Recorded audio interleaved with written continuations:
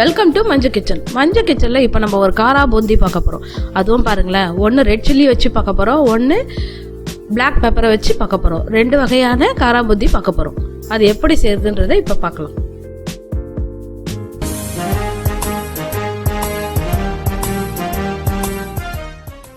நான் 1 கப்பு தான் கடல மாவு அடித்தேன். எனக்கு எவ்வளோ காரா பூந்தி வந்து தெரியுங்களா? கொஞ்சம் 1 ஸ்பூன் மஞ்சப்பொடி. கண்டிப்பாக இதுக்கு நம்ம ஒரு சோடா உப்பு கொஞ்சம் போடணும். 2 ஸ்பூன் அரிசி மாவு,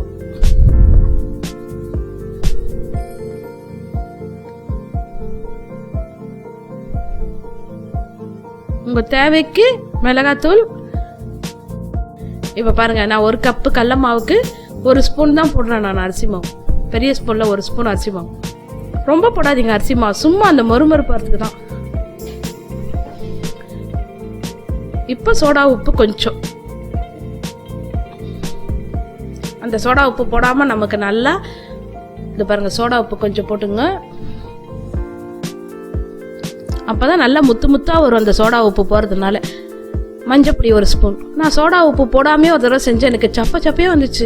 ஏன் இப்படி வந்ததுன்னு நான் யோசனை பண்ணேன். அப்புறம் தான் தெரிஞ்சது, அந்த சோடா உப்பு போடும்போது தான் நமக்கு அப்படியே நல்லா முத்து முத்தா அழகா வரும் அப்படின்னு தெரிஞ்சுட்டு சோடா உப்பு போட்டு செஞ்ச உடனே எனக்கு நல்லா வந்துடுச்சு.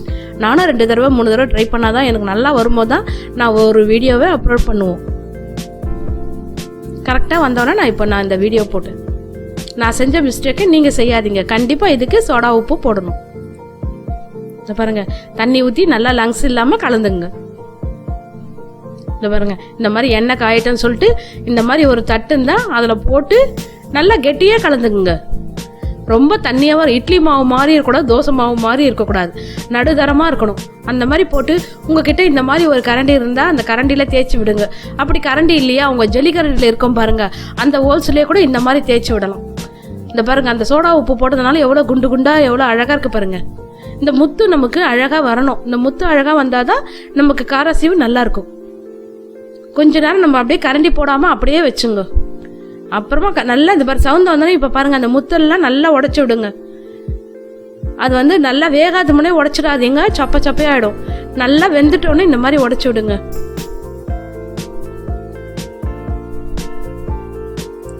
இந்த மாதிரி நம்ம செஞ்சு வச்சிட்டோம்னா நம்ம இட்லிக்கு சைட் டிஷ் இல்லைன்னா கூட டக்குன்னு இதை போட்டு நம்ம ஒரு கிரேவி செஞ்சுக்கலாம். நம்ம வீடியோவிலே அந்த கிரேவி கூட இருக்கு, பொட்டலம் பொரி குழம்புன்ற கிரேவியும் இதில் இருக்கு. இந்த மாதிரி நம்ம செஞ்சு ஒரு டப்பாவில் வச்சோம்னா தேவையான போது செஞ்சுக்கலாம். பசங்களுக்கு ஈவினிங் ஸ்நாக்ஸாகவும் கொடுக்கலாம். பாருங்க எவ்வளோ அழகாக வந்துச்சு பாருங்க, முத்து முத்தா. நம்ம வீட்லயே 1 கப்பு மாவு இருந்தாவே போதும். உங்களுக்கு ஒரு 1/4 கிலோ நம்ம செஞ்சிடலாம். கடையில் வாங்கணுன்ற அவசியமே இல்லை. இதை பாருங்க, கொஞ்சம் வேர்க்கடலை வறுத்து போடுங்க. இதுலயே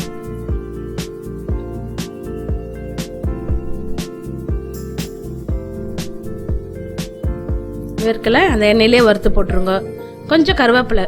இந்த கருவேப்பிலையுடைய வாசனையும் அந்த வேர்க்கடலையுடைய மனமும் ரொம்ப நல்லா இருக்கும்.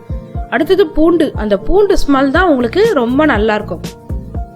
கடையில் வாங்குற காரா பூந்தி மாதிரி டேஸ்ட் வரணும்னா பூண்டை நல்லா நச்சு போடுங்க. இந்த பாருங்க, இந்த மாதிரி நச்சு போடுங்க. பூண்டை நல்லா செவக்காடுங்க, அப்பதான் டேஸ்ட் நல்லா இருக்கும். இந்த பாருங்க, இந்த மாதிரி செவந்ததுன்னா அந்த டேஸ்ட் ரொம்ப நல்லா இருக்கும்.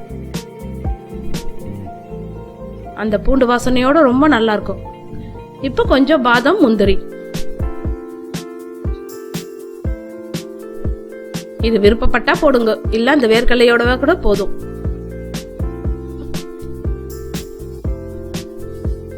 நல்லா முந்திரி நல்லா செவக்கட்டும். ரொம்ப தீய வச்சிடாம கரெக்டா எடுங்க. கோல்டன் கலர் வந்தோடனே எடுங்க.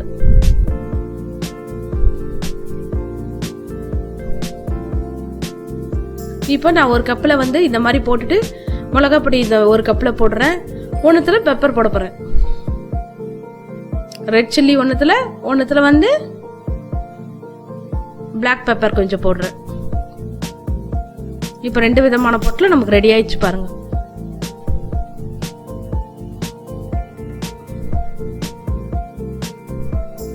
கடையில் வாங்குற ஸ்நாக்ஸ் நம்ம வீட்லயே ரெடி ஆயிடுச்சு.